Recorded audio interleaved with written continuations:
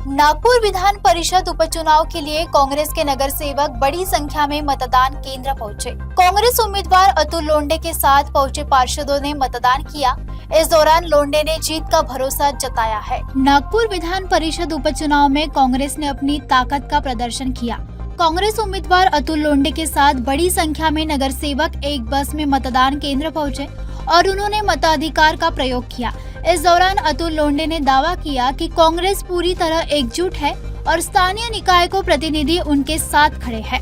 लोंढे ने कहा कि उन्होंने मतदाताओं के सामने नगर परिषद, नगर पंचायत, महानगर पालिका, जिला परिषद और पंचायत समितियों से जुड़े मुद्दों को प्रमुखता से रखा है। उनका कहना है कि विधान परिषद चुनाव पार्टी के चुनाव चिन्ह पर नहीं बल्कि जनप्रतिनिधियों के विश्वास और स्थानीय मुद्दों के आधार पर लढा जाता है। नाही, बिलकुल आम्ही तर किती एक आहोत हे आता तुम्हाला दिसलंच असेल आणि संपूर्ण जिल्ह्यामध्ये आम्ही एक आहोत हे पण दिसलं असेल। याचं कारण असं आहे आणि मी 836 मतदारांशी चर्चा केली। मी त्यांना विनंती केली की मी कुठले मुद्दे नगरपालिका, नगरपंचायत, नगर परिषद, महानगरपालिका, जिल्हा परिषद, पंचायत समित्या यांचे कुठले मुद्दे घेऊन मी विधान परिषदेमध्ये मांडणार आहेत त्याचं मी लोकांना सगळं सांगितलं। कारण हा विधान परिषदेची निवडणूक आहे ज्याच्यामध्ये पार्टीचा काही संबंध नाही आहे। कारण सिंबल तर आहे नाही, हे प्रिफरन्स द्यायचा आहे 1-2 असा। तर त्यामुळे त्या लोकांना पण हे विश्वास आहे की मी चांगल्या पद्धतीने त्यांचं प्रतिनिधित्व करू शकतो, चांगल्या पद्धतीने त्यांचे मुद्दे मांडू शकतो।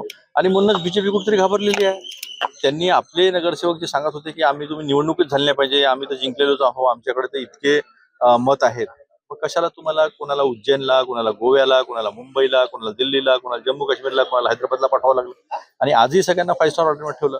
सगळ्यांवर दबाव येतोय की आमच्याकडे आम्हाला माहित होईल, कलेक्टर आमचाच आहे, एसडीओ तहसीलदार आमचेच आहे, आम्ही ते पत्रिका काढून पाहू, कोणी कोणाला वोट दिलं, असे दबाव निर्माण जो केला जात आहे त्याच्यातूनच स्पष्टपणे दिसत की भाजपकडे सांगायला काही नाही आहे, केलेलं काम दाखवायला काही नाही आहे। जनता त्रस्त आहे, तसे नगरसेवकही त्रस्त आहे, शेवटी ते जनता आहे ना। त्याच्यामुळे हे सगळं सुरू आहे।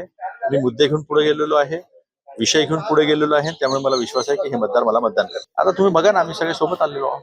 क्रॉस वोटिंगचा प्रश्न काय आहे हा मी तुम्हाला पहिले सांगितलं। ही विधान परिषदेची निवडणूक आहे, याच्यात सिंबल नाही, याच्यात एक नंबरनी मला 1 नंबर टाकून माझ्यासमोर मला मतदान करायचं आहे। आणि त्यामुळे लोक जे आहेत त्यांना स्पष्टपणे माहिती आहे कि मतदान मला करायचं आहे। नागपुर विधान परिषद उपचुनाव में मतदान जारी है। कांग्रेस एकजुटता और स्थानीय मुद्दों के दम पर जीत का दावा कर रही है, जबकि सभी की नजरें अब चुनाव परिणामों पर टिकी हुई है।